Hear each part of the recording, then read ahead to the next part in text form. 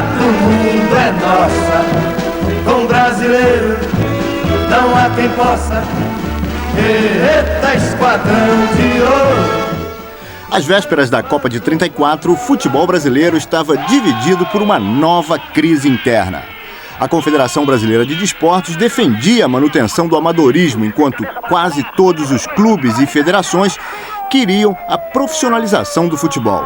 Só o Botafogo continuou fiel à CBD e, por isso, o clube carioca acabou sendo a base da nossa seleção. Mais uma vez, problemas políticos extracampo atrapalhavam a seleção. O Brasil embarcava para a Itália com um time apenas razoável. A Copa de 34 passou para a história como a Copa do Fascismo.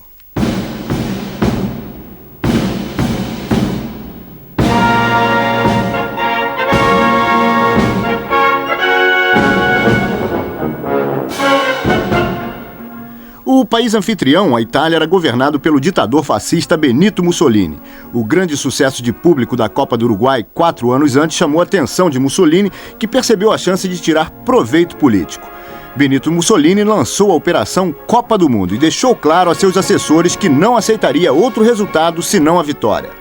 Os jogadores italianos, como bons soldados, cumpriram seu dever e conquistaram a Copa do Mundo para o Duce, como era chamado o ditador fascista.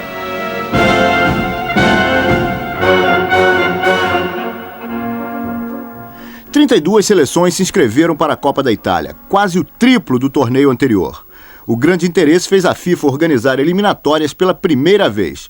Os europeus, com 22 seleções, formavam o maior grupo, e entre os estreantes, Egito, Turquia e Palestina confirmavam o grande interesse que a Copa despertava. O Uruguai, o grande campeão da primeira Copa, não quis participar, revidando o boicote europeu ao Mundial de 30. O Brasil se classificou automaticamente com a desistência do Peru, que seria o nosso adversário na fase eliminatória. Meio desacreditada, a seleção brasileira embarcou para a viagem de navio com destino ao porto de Gênova. Durante os 11 dias de travessia do Atlântico, os jogadores arrumavam qualquer pretexto para passar o tempo. E as brincadeiras se sucediam, como nos conta o jornalista Caribé da Rocha, que acompanhou a delegação brasileira na viagem à Itália. Uma coisa engraçada que aconteceu, havia muitas coisas, né? Sabe como é? A rapaziada junta, fica inventando coisas. Mas tinha um jeito muito moleque, é o Silvio Hoffmann. Esse Silvio Hoffmann pegou um binóculo e pegou uma linha preta de cozer, linha de cozer, e encaixou essa linhazinha no binóculo. Depois pegou o binóculo, nós íamos passar no dia seguinte na linha do Equador, e ele pegou o Valdemar de Brito, que era um jogador excepcional, extraordinário, muito ingênuo, muito menino, estava fazendo 21 anos, e ele tinha uma educação rígida, o Valdemar.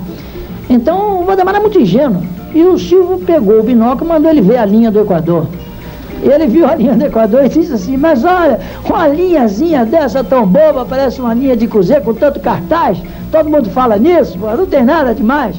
E o jogador Valdemar de Brito, que, como contou o Caribé, viu a famosa linha do Equador, anos mais tarde passaria para a história do futebol brasileiro como descobridor do Rei Pelé.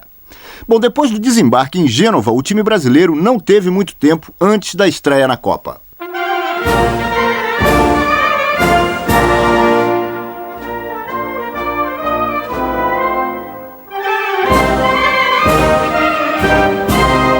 No dia 27 de maio de 1934, a modesta equipe brasileira pisava no gramado do estádio Ferraris, na cidade de Gênova, para enfrentar a Espanha. O time espanhol tinha o apoio da grande maioria dos 40 mil torcedores que lotavam completamente o estádio. A Espanha dominou sem dificuldade e no final do primeiro tempo já vencia por 3-0. No segundo tempo, o Brasil ainda diminuiu com Leônidas, mas ficou só nisso e os espanhóis garantiram a classificação para a fase seguinte. O Brasil ainda teve um pênalti a seu favor, mal cobrado por Valdemar de Brito e bem defendido pelo goleiro espanhol. O jornalista Caribé da Rocha resume a participação brasileira na Copa de 34, que se limitou a esse jogo contra a Espanha.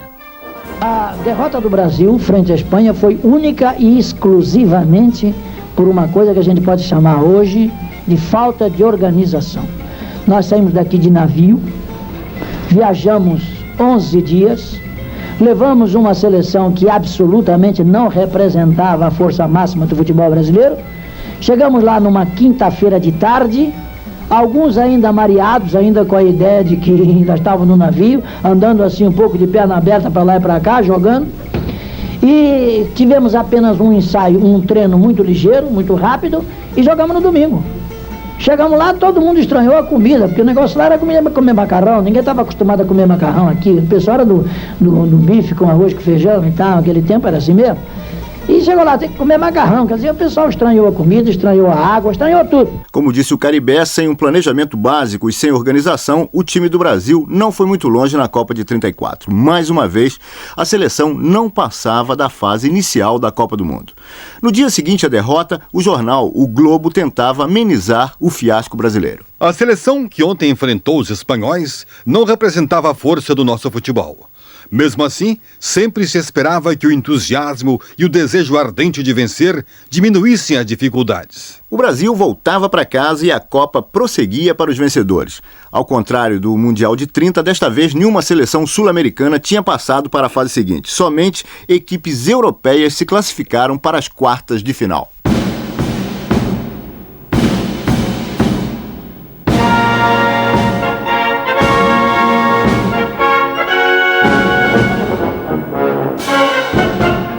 Com incentivo do ditador fascista Mussolini, que não perdeu um jogo da Itália, a equipe azurra não encontrou adversário à altura.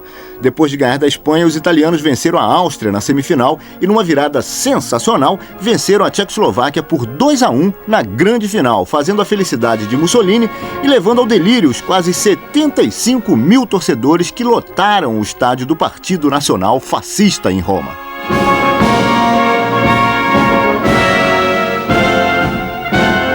O jornalista Gerson Sabino relembra o gol que deu aos italianos o título de 1934.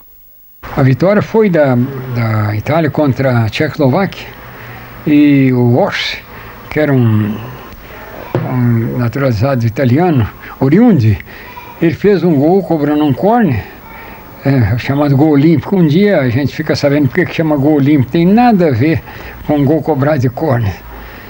Rapidamente, depois que os uruguaios foram campeões em 28, foram fazer uma partida contra um time argentino chamado Barracas, e um jogador argentino fez um gol de córner.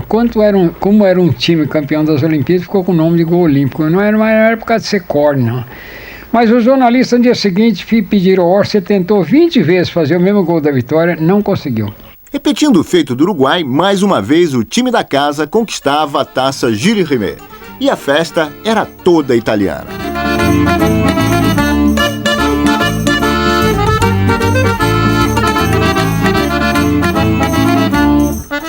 O único jogo do Brasil na Copa de 34 serviu para revelar ao mundo o talento do craque Leônidas da Silva, o Diamante Negro, o criador da bicicleta, que viria a brilhar na Copa seguinte. Para os torcedores brasileiros, restou o consolo de ter um conterrâneo no time campeão do mundo. Anfilógeno Guarazzi, o Filó, brasileiro naturalizado italiano, estava entre os 22 jogadores que passaram para a história como campeões de 1934. Filó se tornou, assim, o primeiro brasileiro a se sagrar campeão do mundo, infelizmente com a camisa da Itália.